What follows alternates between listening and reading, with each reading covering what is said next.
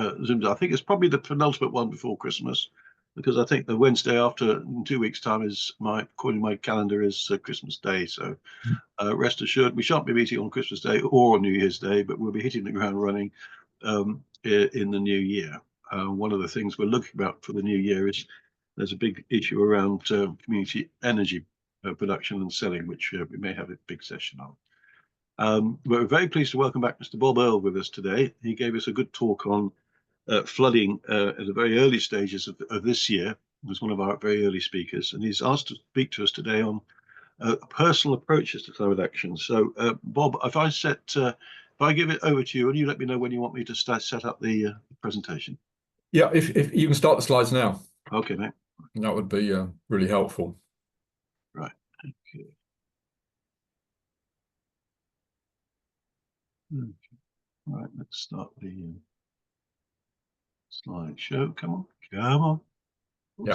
Always seems to take an age. There we go. Yeah. I like to think I could set these up before the Zoom meeting starts, but doesn't seem to want to do that either. Anyway, there we go. No, that's fine. Right, here we go. Okay, and Andrew, if I could ask you to, you let me know. Change the slide, that would be. Yes, just kick me under the table, whatever. Yeah. Okay. Well, look, welcome everyone. This is rather timely because I was writing some information for my website last week, and Graham approached me, and this tied in with something I've just written. So it's actually very helpful to me to rehearse on you in order to kind of get what I'm going to put on my website sorted out. So here goes. I've called this really helping and enabling personal environmental action, because a lot of people speak about it, but don't actually really understand what it involves. And perhaps I don't know whether you've got handy access to a pen and paper, but what you might like to do, but is actually make a little list as I'm speaking of the things that you personally are actually doing, okay, in order to kind of do environmental sustainability, climate change related things. So if you could make a list as I'm talking for a little while, you'll see how this becomes relevant in a second or two. I have to say I haven't been to many talks like the one I'm going to give you. So and it's going to take me about 15 minutes to do this talk. So I will really look forward to any thoughts that you have or any experiences you have from this perspective in terms of what comes up. And I'm more than happy to send people. I've got sort of a number of reports from projects I've done just recently and locally, and if you send me an email, I will certainly send you copies of those reports, and I'll mention them as I go along. So we can have the next slide, Andrew. Ooh. So I put this in as a context slide because for 40 odd years, I've been working professionally in this kind of environment, sustainability, climate change area. Okay. And for a lot of that time, I used to organize conferences. Okay. And it became pretty obvious to me that this was a pretty complicated area of work. And I came across this in COVID. It's a chap called Jack Barry. Everyone was talking about green recovery then. And he itemized all of the kind of environmental sustainability, climate change activities that the Scottish government might like to take part in. Now, the reality is I'm not expecting you to see these categories. There are over 200 of them. If you think environment is complicated, it is. And from a professional point of view, this world is populated by professionals who are working in this area. Now, one of the kind of green categories is marine, okay? Now, I know from my marine experience, for example, that I work with over 100 categories of things just in marine. Yeah.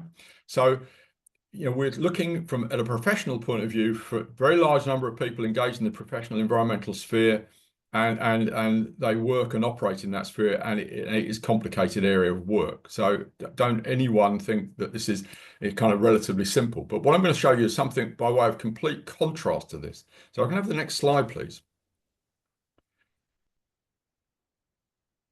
Yeah, Andrew, if you could. Yeah, no, it's just being slow. I don't know Oh, why. okay. No, sorry. Okay. There you go. Um, Yeah. the reason I suppose I kind of this really stuck in my mind, has stuck in my mind for a long time, is that I've only been involved in local environmental activities for about 15 years. Um, Most of my career has been spent in the kind of professional sphere. But I've noticed that um, Oh, yep. someone needs to turn their sound off. I've done it. Yeah. Oh, good one. Look, I've noticed when I've gone along to local meetings that, we're in a local transition group, which was fantastic. I've sat and listened to a wide variety of speakers and who've come along and told me or told the audience that they wanted to engage with the local community in order to encourage them to do more. And it struck me on many occasions. So you go along with an open mind and start listening, and then a number of things happen.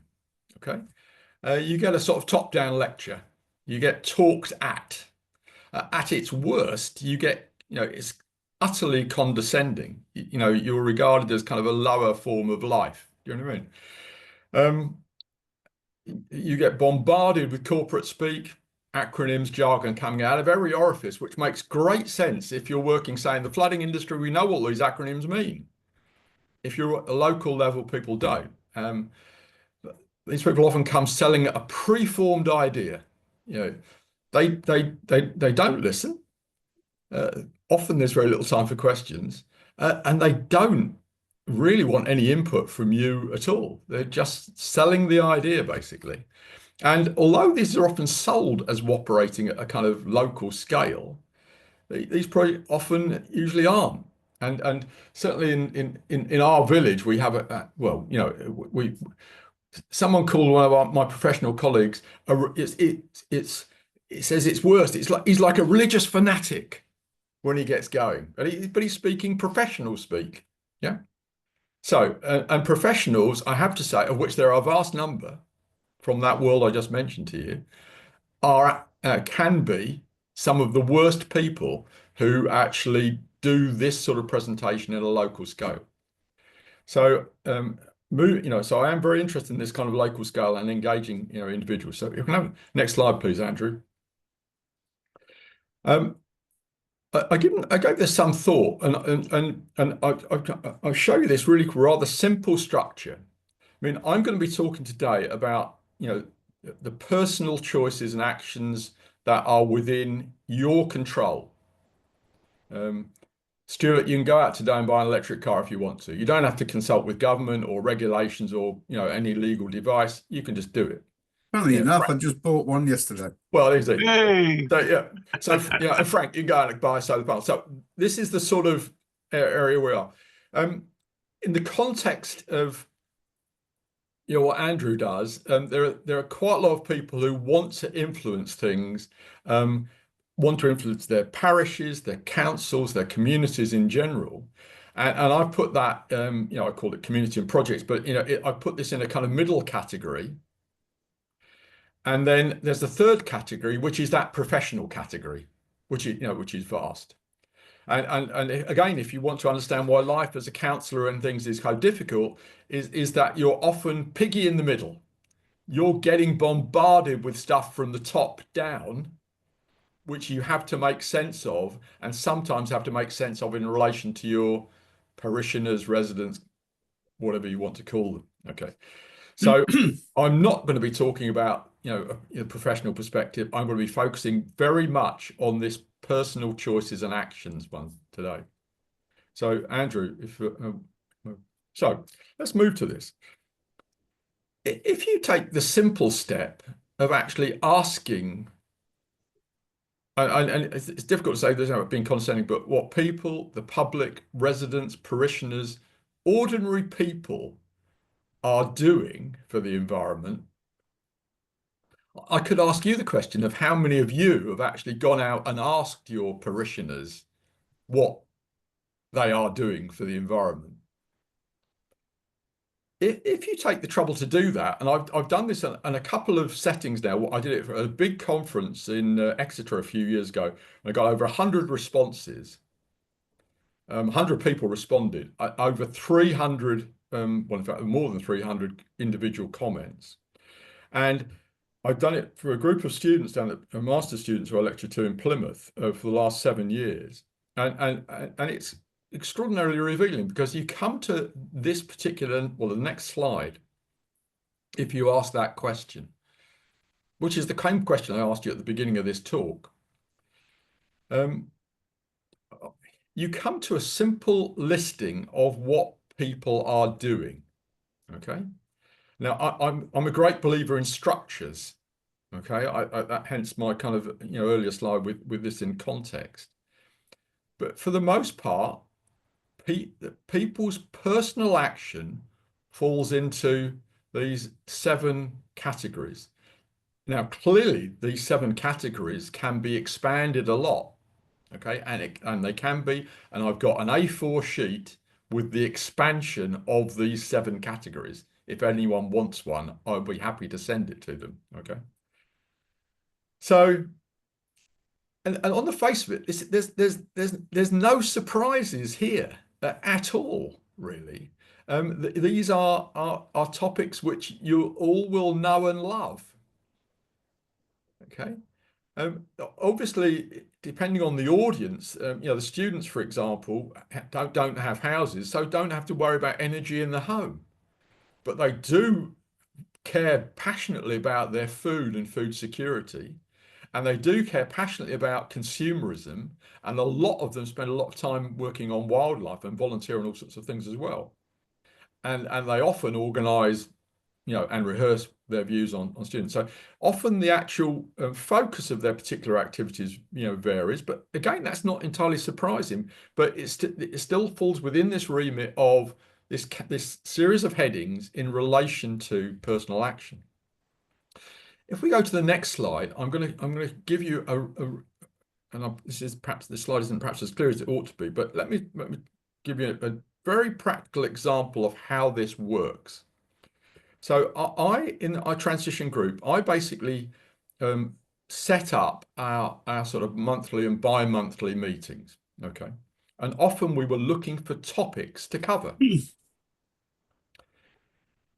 If you pick any one of the topics in the previous slide, virtually everyone in the room will have something to say about it. Okay. Everyone. The whole room will have something to say about travel or diet or the learning they've done. Everyone. If you ask people, and various other people, let's take we had a lady in a local group who volunteered with a local council to do a big tree planting program. But in our local group of about 30 odd people, she was the only person who was doing that in that community. So it was very interesting to listen to what she was doing and how she was doing it. But the other 29 people weren't actually engaged in that process. Okay. So that particular listing I showed you before is incredibly helpful if you're organizing, meetings for or to engage people at a local level in whatever format you want to deal with that. And there are obviously multiple formats for meetings or that sort of thing. So it's an incredibly helpful thing to know, because effectively you can engage the entire audience with these topics. You pick any one of them and away you go, because everyone will have done something on home energy or feeding the birds or whatever. Anyway, so if we can move on, and the next slide as well.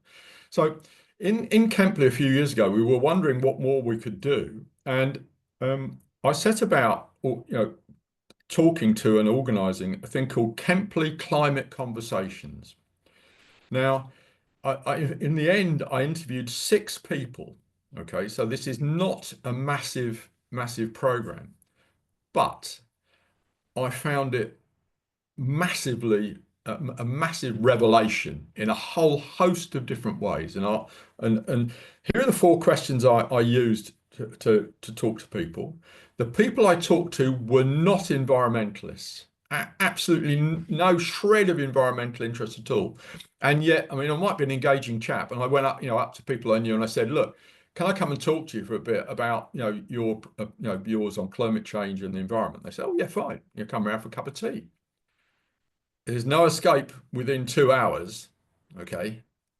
Because this gets interesting, and it is a conversation. So anything less than 2 hours, it is no use at all. But by Christ, it's a really useful way of breaking in to non-environmental people, because you get to hear what they think. These are the 4 questions that I posed, and I'm going to elaborate on a couple of these a bit later on. The one I would say is that, and I'll repeat this twice. The first question was, what do you think or feel about climate change? And I very rapidly realized you had to ask a second question. Do you need to tell me about it? Anyway, most people said, they realized climate change was happening, and they understood that it was man-made. They said it off the top of their head. So whether they read The Guardian or the Daily Mail or the Express, they knew all about climate change. They realized that it was happening now. And when I asked them the second question, do I need to tell you about climate change? That almost as quick as a flash, and their resounding answer was no. Now, you think of the number of presentations you've sat through where you get a disc, the first 10 minutes is taken up with explaining what climate change is. I tell you what was even more, after that kind of first question, they couldn't stop themselves in telling me what they were doing. I mean, all of these people who were not environmental people instantly came out with the stuff they were doing. And that was very interesting in a whole variety of ways, which I'll expand one example a bit later on. But it was really, really interesting. The benefits question gets interesting too, because you get into motivation. I'm going to come on to that next. And the last question, what we can do through the village to actually help. It was surprising that none of them ever thought that what we do in the village might actually help them. Anyway, so we can go to the next question, Andrew, or the next slide. The benefits question. And we broke it down to these categories. And again, I've got these questions. I've got a short report on what we did. That was really interesting, because it seemed to me that it was one of the first times I'd ever thought about sort of, if you like, looking at personal motivation for acting. What is it that made Stuart go out and buy an electric car? What is it that made Andrew go out and buy solar panels, or these are the name, or Caitlin going out and buying, an extra vegetarian meal for, this, that, and the other. So, so I explored some of these things. I mean, again, the numbers were too small to actually kind of analyze them in a meaningful way, but it was incredibly helpful to me in understanding what people's personal motivation was in order to act. And so, coming from this from a personal perspective rather than a professional perspective, starts to actually open up different ways of thinking about how you engage the local community. And I'll give you a perfect example this slide illustrates. We live in a very rural environment. Louise and I, my wife, came here deliberately because we wanted a garden where we could grow our own. And there are several kind of magnificent grow your own experts in the transition group. This. Anyway, of the 6 people I interviewed in Kempley, 3 very explicitly wanted nothing to do with grow your own at all. They hadn't moved to the country to grow their own food. Anyway, I'll come on to several other things in a second, but let me come to the sort of summary slide. Andrew, if we get on the next, yeah, okay. So here were the sort of some of the highlights. So they weren't environmentalists. Did they need to be told about climate change? No, they didn't. They told me about climate change. It's actually really good, because they've showed me stuff that I otherwise wouldn't have seen. and they go straight to what they're doing. In other words, from that original list that I showed you of the kind of 7 points of what people do, like they were rapidly expanding on that. The reality was, I mean, I know a lot about the environment, but I learned a lot from listening to them. I mean, a lot. I came back and lots of scribble notes on things they were telling me. It was quite well, you had to be slightly humble because you might think you know what people are thinking, but actually the reality is in listening to them, you actually discover that you don't realize what they're doing. The personal benefits thing was a revelation and very interesting. And I hadn't thought about the village helping. I put this picture of my back garden in, but the reality is in our rural community, lots of people in our rural community, and this came out from 3 of the people I interviewed. And I called it Beyond Gardening. Now, many of you have got gardens, and the reality is that I think with most people they could probably garden, with fruit and veg, flowers, and all that kind of stuff, about half an acre actively. But in our rural environment, lots of people have got 2, 3, 4, 5 acres of land. And what you do to manage that, that area of land is really interesting. And I used that as a theme for a local meeting I had with our transition group. And we produced a fact sheet from that, which was really, really interesting because, what do you get if you've got 3 acres of grassland? Do you get the local farmer to come in, and basically graze it for you? Or what do you do with your orchard's apples? So it's on a sort of completely, it's a kind of an audience related thing, but it's understanding what the audience are doing that enables you to get engaged with what they're doing at a kind of personal level. That was really interesting. So I can have the next slide. So that's kind of one way. That's a very useful device for breaking into community. In COVID, we obviously had a lot of virtual meetings. We that world emerged for us, didn't it? But this relates also to the way you can actually formulate other sorts of meetings locally. Our local group's was quite helpful. You'd come up with something like electric cars as a topic, but you can, again, you can ask your local people what they want to hear about. What's the topic they really kind of want to go. Let's say electric vehicles, for the sake of argument.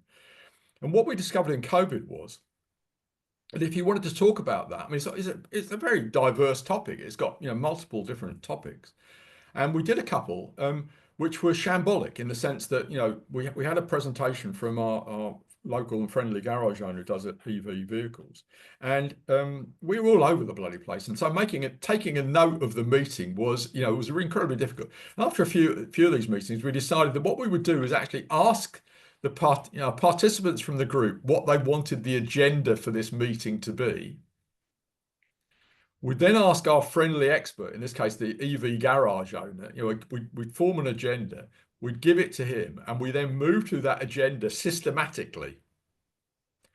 So, so we could take notes, or we can make the recording in a systematic way. So we weren't all over the place in terms of the structure. And of course, once you've got the notes, then you can communicate those notes out. I mean, it's the same in some sense. It's the same for doing recordings of meetings and things as well. So it was a very handy device for structuring the conversation and then sending material out to a wider group who couldn't necessarily be at the meeting. The next slide, please. In our village, one of our local residents, a lady called Maggie Bly, came up with the idea, a wonderful title called Can Do Cafes. Okay, and again, these were kind of driven by the desire to enable and help local people. We've got no gas in our anywhere in our locality, so lots of people had to figure out how they're going to get energy from all sorts of other sources. So for this particular meeting, and in fact, this slide is not a very good slide because, in fact, what we did was use a technique called the marketplace method. I organised over 300 conferences in my professional career. A lot of them were really participatory. This marketplace method is a really neat idea. We wanted to cover the totality of home energy, from the really cheap things you could do, there's a slight spectrum. The really cheap things you can do, and then you get things that, then you put insulation in first. That's a lot of money still, but it's cheaper than solar PV or a whole variety of things. There's kind of like spectrum of cost and values. We did a report of this meeting as well, but we wanted to cover the entire spectrum. Okay, so in this 3-hour meeting, we used this marketplace model. We got 8 speakers along to cover different aspects of the spectrum, and they were allowed 5 minutes each to talk to the audience. Okay, so that's 20 minutes. We did a batch of 4 to start off with.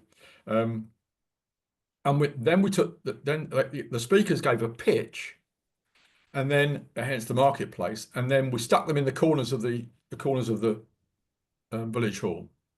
And then we said to the audience, well, look, you want to go and talk to Jimmy about electric PV, or you want to talk to Jeanette about cheap methods. There are hundreds of cheap things you can do to actually, I've got 5 big jumpers on my chair behind me, which I can put on if I get cold. So we covered this in complete range. You need lots of tea and cake for this. Tea and cake is in a little bit at the side, but basically people can move around and talk. Okay. We had a short pause, and then we reconvened, had another 4 presentations, and that's another 20 minutes, and then split up again. So that was kind of like a way of using the 3 hours, that kind of, I think it was 9:30 to 12:30 on a Saturday morning in the village hall. We had about 60 people there. It's great. But the emphasis again is on the people going to talk to the people they want to hear from. It's not the experts in the room talking at the audience. At the audience, they've got 5 minutes just to sell their wares and then encourage people to come and talk to them. Okay, so that's the emphasis. So in a certain sense, I've given you a number of kind of ideas there. The can-do cafe, the thing you might do with virtual meetings in the agenda setting, the Kempley conversations, the asking people what they're actually doing. And this slide is by way of summary, but I kind of want to warm you up in the sense that I'd be more than happy to listen. I really want to hear your ideas, because essentially it seems to me this is an area of massive scope. To be for all of us to kind of listen, to understand a bit more. So I think just basically kind of in summary, it's really useful to ask questions. If you listen to the answers, you can learn a lot, certainly about your own locality and what people are doing, what the audiences in your locality can do. If you use that structure, you've got a device for engaging large numbers of people locally in meetings. Use experts, but to respond to people's questions, to respond to their agenda rather than the expert's agenda. The electric vehicle man from Cheltenham is fantastic. But you don't want him to talk at you for an hour. You want to well, someone said to me once when I was organising conferences, grown-ups don't like listening. they want to get stuck in. So I think there's a really important point here, is that in the process of doing this, and a lot of our transition members have become very expert at what they're doing. I shouldn't have used peer-to-peer. Word of mouth, knowing people, is really powerful. This chap in the picture is my best man from my wedding, but he's now he's managed to become an advocate for an air source heat pump company, because he's so good at telling his friends about the air source heat pumps he's got and how they work. And this company have put him in promotional videos they use and all that sort of stuff. So actually the kind of local word of mouth stuff is absolutely not to be underestimated, and actually really what you should be going for, because the more people rehearse their ideas, the more they've got examples of, and there are plenty of examples of this sort of thing. Actually, the bigger resource you've got to call upon to make changes in the locality, to press for changes. Okay, I mentioned the structures and things already. So I'll leave you with what's been your experience, what's worked for you, and I'll be very happy to answer any questions or actually hear about stuff that you guys have been doing. Many thanks, Bob. And that was from the heart, as we could all tell. That's brilliant stuff. Thank you for that. And we have the presentation, which we will share with people afterwards. In terms of what's worked for us, I have to say, wearing my great collaboration hat, that these banter sessions are very much along those lines. Yeah. We get people in, we have topics that are requested by people that come to these events. We have presentations, and then we have good questions in exchange, which we follow up on afterwards. So that's certainly been our experience. Anybody else would like to start the discussion in terms of what has already worked for us in terms of getting the messages out and speaking to people? Stuart. Yeah, no, sorry, just put my hand up for no reason. That was very interesting. I personally have found it quite difficult to get people engaged. We did hold a community climate action meeting a few weeks ago in Dunmow. I spent days going around leafleting, putting ads out on local Facebook groups, this, that, and the other. Two things surprised me. One was the amount, I wouldn't call it abuse, but people responding to the Facebook ad with, this is just another government plot. They're just trying to get money out of you. It's just an excuse to put up taxes. What climate change? I was quite surprised at the number of people who still hold that sort of view. And I was also, I must say, rather disappointed at the sort of turnout. Well publicised meeting, posters around, let's say, social media adverts, and I would say less than a dozen people actually turned up. And I don't know, that reflects, the weather wasn't great. It was on a Sunday. We forgot to mention tea and cakes would be provided, which I think was a big mistake. But I don't know, is it just people aren't interested? Are they being turned off by it? They hear it every day on the news. Is it that people think that their actions can't make a difference? Is the problem too big that the best thing to do is just get on with life and ignore it? It's I think it's difficult trying to get grassroots people engaged and motivated. And two of the deniers actually turned up, didn't they? Yes, which was quite nice in a way. So, yeah, the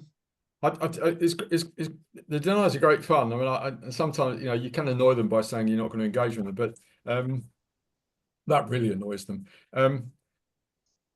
What I would say is often it seems to me that it's kind of, you're working with the willing. So if you've got a dozen people, then cherish them, because they can be your kind of focus group for where you want to go next. Do you know what I mean? And again, if you kind of ask some of these questions, then you might well get there. I think I showed you the picture of my best man on the drive. He lives in a little cul-de-sac, probably about he's a very social guy, I have to say, but he's got about 12 houses on the cul-de-sac, and they have street parties and all this kind of stuff, very successful. He found he was a very popular man when petrol prices went up a few years ago, because he was the only person on the drive with an electric car. And suddenly quite a lot of people came round to his house and basically asking about electric cars and this, that, and the other. Do you know what I mean? And that's happened subsequently. I mentioned the air source heat pumps. What we find, there's a sort of the interesting and irritating thing about him. He's got a big 4-bedroomed modern house. His energy bill for the year, which includes his electric car, is £1,500, and includes heating his house. Now, so when it comes to the benefits, I showed you that list of benefits, and my wife, who's a psychologist, said to me, "Well, what's in it for me?" I mean, she's the technical one who monitors the solar PV. She said, "You've got to ask so the benefits. There are multiple benefits, sort of aspects of this, but the what's in it for me. So you say to your denier. In fact, I remember a guy coming to one of my conferences in London where we were talking about energy saving in the water industry, and which is the water industry's energy bill is 50% of their running costs, because water is expensive to pump around. And he gave me a score of 1 out of 5, and I rang him up after. I said, why did you give me a score of 1 out of 5? He said, oh, it wasn't relevant to me. They sent it to me. I don't believe in climate change. I was told I had to go. And I said to him afterwards, well, look, don't you realize that energy saving, saves you a lot of money? Irrespective of whether you believe in climate change or not. Do you know what I mean? The reality is the benefits of doing some of this stuff really are very significant. They are. And you can couch things in those ways if you want. But that's why I think the climate conversations are really useful in a way, because that lead on the kind of managing your garden. I mean, in our village, we've got 125 people in our village, and it's 125 households. It's not big enough for these meetings. So that energy meeting I mentioned, where we had 60 people, was for the area as a whole. That's fine. I don't care. And we got sort of a dozen people from the village. So you just got to travel in hope and work with the people who kind of have who've kind of supported you, I think. And make sure you've got their names and addresses. And I think we know where they live, don't we, Stuart? And a lot of the work was around things about starting with the benefits rather than the word climate. It seems to be a good way to approach it. Gary, sir, you have your hand up. Yeah, thank you, Bob. That was very interesting. I thought it was very useful. That was a great presentation. In terms of what I've done recently, this morning I planted 20 fruit trees in the town. So that was a good start to the day for me. Yeah. And on that line, I was just going to ask you, seeing as you're in a rural community with, like you said, like all these people with all these big gardens and stuff, do you kind of engage with people on the biodiversity crisis, or like the nature approach? Yeah, and if you ask, again, well, so the answer would be yes. I mean, I have to say, let me kind of put my situation in context. So I'm 75, and I'm sort of I'm notionally retired, and I volunteer on a marine project in the southwest, which is great fun as it comes from my marine background.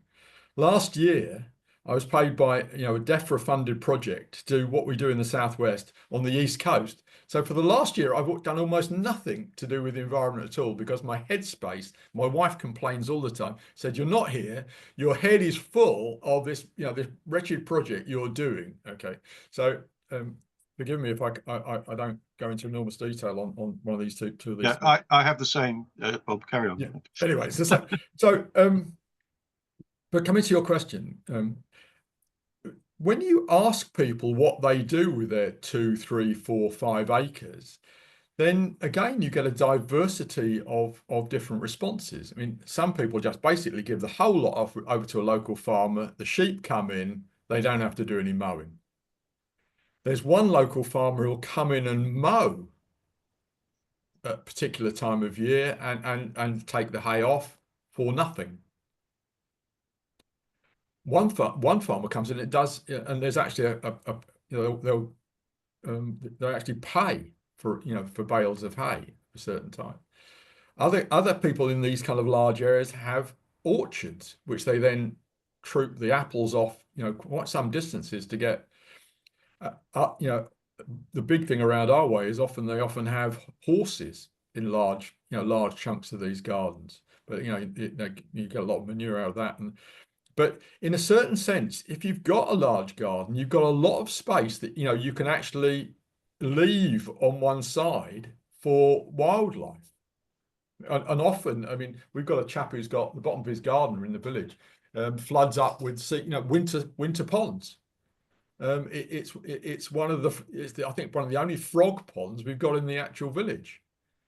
So it's kind of interesting realizing the diversity of things people do in that particular setting. Had I not done that climate conversations thing, which Stuart, it gives you an opportunity to break into this conversation. Do you know what I mean? So in a certain sense, you must have a good friend, in Dunmo, who's not an environmentalist. And you go on to say, well, look, I'd like to talk to you about the climate, climate related stuff. And there's, oh God, it's not Stuart again. But do you know what I mean? It gives you a way. That was most of my counsel. Well, indeed, but that's exactly the point. You can do it down the pub. Do you know what I mean? But it's really a revelation about what people are actually doing, because they do pretty much get it, and actually, are doing quite a lot. Yeah, I think part of what we're finding at the moment, of course, is you do find yourself preaching to the converted in many cases. And after a while, the converted think they've got all they need from you, and they're looking for stuff elsewhere. Well, the important thing is that the converted actually can convert other people. So there's a diagram I saw when I was preparing the talk just too late, because I think I just sent it to you, about this. It started off with 1 and it goes to 2 and then it goes to a number. And when I came across the picture of my best man on the drive there, I mean, the number of people he has talked to. He's not an environmentalist. He's not any kind of ist at all. But the number he's talked to about electric vehicles, air source heat pump, insulation, he could be, I keep on saying to you, he could be a salesman, Nick, and it's utterly sickening, when because his electricity bill is a fraction of ours. Right. But he's got a modern house. Yeah. I certainly think selling the benefits of change is a good approach. And I've certainly found that concentrating more on nature and the environment tends to activate people a bit more than just straight climate. And I think the environment and nature is something you can see, you can experience it every day. And I'm sure loads of people remember going for a drive in the country years ago. You'd have to clean the windscreen every half an hour because there's so many insects on it. And nowadays, absolutely nothing. I think people notice things like that, whereas trying to notice a change in the climate is actually quite difficult. And I agree. But virtually all those topics in the 7 categories actually have a climate payoff in them. So if you do become, do use more vegetarian stuff in your diet and less meat, then that has a kind of climate payoff. So you don't need to actually lead on climate, front on, really. And that's what the kind of outcome of that first question was.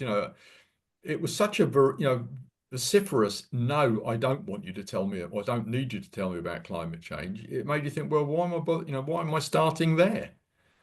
Why don't I just ask people what they're doing for, their impact on the environment? And they tell you really quickly.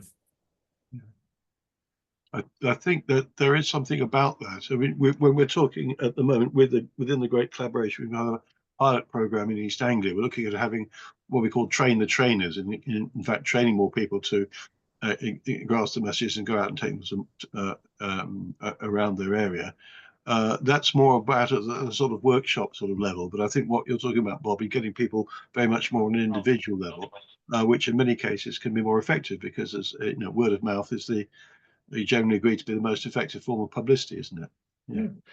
I mean, I was thinking about the idea of doing a kind of course on on these kind of personal action topics locally, and I wouldn't need to do the course. I mean, it's like, put it this way, I wouldn't need to actually lead on the 7 topics, because I know 7 people who could lead on the topics. Yes. Yeah. In a very confident way. And I think that's comes back to the point you just mentioned. It's kind of training the trainers, but in a sense, it's not. We all did that kind of professionally, didn't we? But this is kind of like a word of mouth. Yeah. How many friends have you got? What do you talk to them about? And once they know, people know my wife's really interested in electricity tariffs, and they ring her up and ask her about them. Thank God they don't ring me up and ask her about electricity. Yeah. No, that's absolutely sound. I mean, I got into this whole response to climate change about 3 years ago from a conversation with a group of cousins. We met for a social event and realised we didn't know enough about it then, and got into it, and subsequently got hooked. So there we are. Has anyone else got any more thoughts about this, about how we encourage reaches, discussions, conversations in our own local area? Some of us are doing this anyway, either as volunteers or as part of local councils and so forth. Any more thoughts or experiences around the virtual table?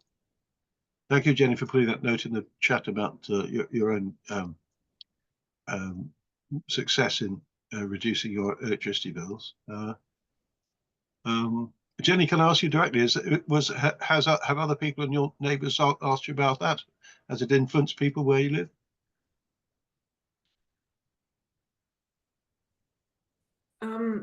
No, not much. Some of them have heat pumps. I'm on this thing called Visitor Heat Pump. All right. Okay. And it's not been very successful. I had 3 or 4 couples come the weekend after the article in The Guardian about it, although one of them had heard about it from Octopus. And since then, I've had one interest by email, just wanting some information on it. And I'd hoped it was going to get advertised in the Green Group's newsletter the other day, but it didn't. I'm in dialogue with the developers of it the whole time because, surprise, surprise, it turns out it's beta and they keep doing odd things and changing everything. But they've changed it now, so you only rise to the top of what shows up if you've set up events, and nobody's signing up to the events at the moment. So I find that in a village, if I talk to people about it, it might be I'd love to have one, but not yet, or they want to do the solar power first. Yeah, which is right, or even better, they want to do the insulation first. So they're doing it in the right order. It takes a lot of money. let me just kind of reinforce something I said earlier on. I mean, when we did that, we'd done several workshops in our village hall again with the transition group and things. And we come across this kind of this spectrum idea of the price spectrum. Yeah, what would you do first? You know, and it's a really powerful idea because in effect, you know, there are hundreds of things you can do for less than 100 quid.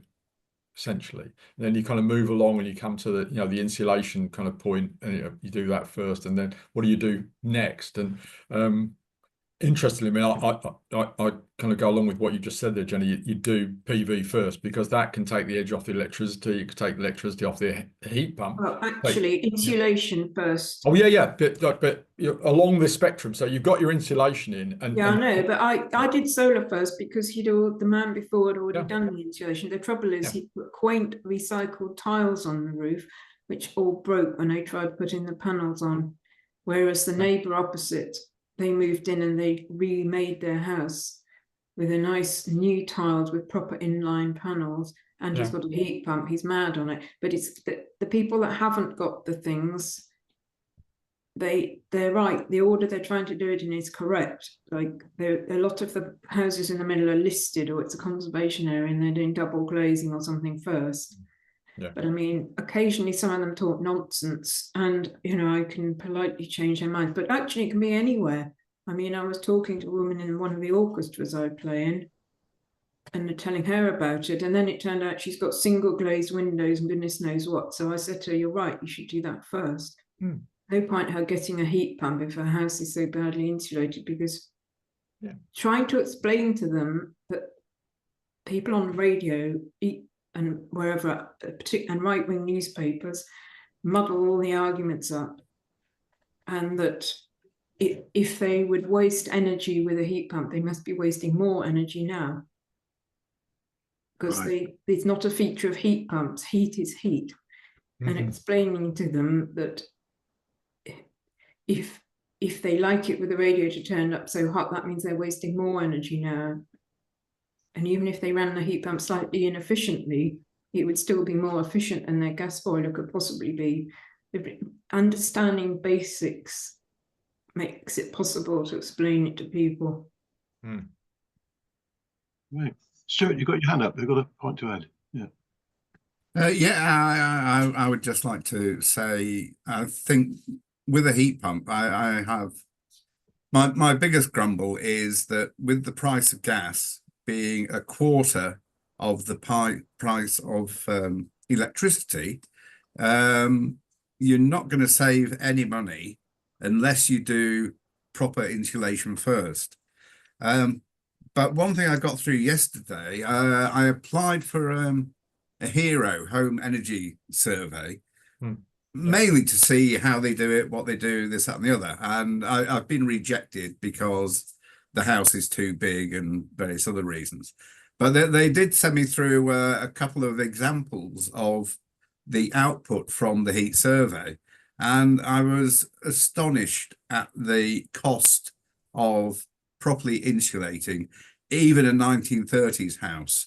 One of the houses had solid walls, so it was recommended they got internal insulation. And I think it was 15 or 50 mil thick, and the estimate for the house was £16,000. And the saving over the years would be it was about £200 a year or something like that on your heating. The same for double glazing, and quite a lot of the fixes were actually hideously expensive, even before you go to the expense of a heat pump. And one thing they tend not to tell you if you're thinking about getting a heat pump is that you'll need a water cylinder with it, hot water cylinder, and you'll probably need to resize your radiators. And if you've got the micro bore plumbing in, you'll probably have to scrap that and put in decent size tubes. So it's a difficult problem. But having said all that, I have got a heat pump, and I very much resonated with your first photograph of your best man. I've got a wood store, which is probably slightly bigger than that, and I've got 33 solar panels. So I think I'm sort of doing my bit, as it were. Yeah. But just saying put a heat pump in is not an answer. I think it was very useful from our kind of energy meeting that we went again from this cheapest, through insulate. I mean, on this spectrum through insulation, to the more expensive options, and certainly PV came out. You put PV in before you put a heat pump in. But what I was going to say was that, and it's interesting seeing your house, because you've got as many old beams as there are in the back of our house too. So it's a complete nightmare as far as kind of insulation and that sort of stuff. Well, I've managed to get it up to a C. Yeah. We got a free home energy survey done. Christ knows how we did it, but the guy came and spent probably 3 hours wandering around the house and measuring things and recording this, that, and the other, and made various suggestions about how we might invest in future. So this material is kind of available. What I would say to you, I think, about the kind of basically about people, is that if people show an interest, then cherish them. I mean, include them on sort of an email group. I think it's what it struck me with this Kempley climate conversation, that in fact you were creating a focus group. I'm thinking of organising a meeting locally on this. Do you think that's a good idea? You say you've already almost got a group of people who you've spent 2 hours talking to, and they've spent 2 hours talking back to you. So you cherish the people who actually do come to you for a whole variety of reasons. Yeah. Right. Frank, you've got your hand up, sir. Thank you. No, I just could say on the energy side that we're trying to work on that just now in our local area, and get the concept of retrofit as a holistic solution, rather than both Scottish government and UK government have had these series of silver bullet solutions, whether they were loft spray on roof insulation, cavity wall insulation, and the problem is that they've gone where the money's gone. So you've got cowboys jumping into the funded program, and people, for everyone who has a good experience, or probably a dozen people have good experience, but they don't talk about them. What you hear about are the bad experiences people have, where they then can't sell their house because it's got unsuitable insulation, either cavity wall or loft insulation. So I think there is a real challenge that people have heard about it, but what they've heard has been primarily negative, because people with problems shout more loudly than people who've had a good experience. So we're sort of trying to wind the clock back and say, no, we have to start with retrofit. We have to start with that bigger picture thing of looking at the whole thing, which says, yes, let's look at the fabric first, let's look at the insulation and draft proofing and so on, and then look at transitioning to a lower carbon heating system such as air source heat pumps. Yeah. Let me just on this energy thing. I mean, our local area has really almost no, main gas, so that is absolutely not an option. Going and talking to people, you'll realise we called it the new boiler problem.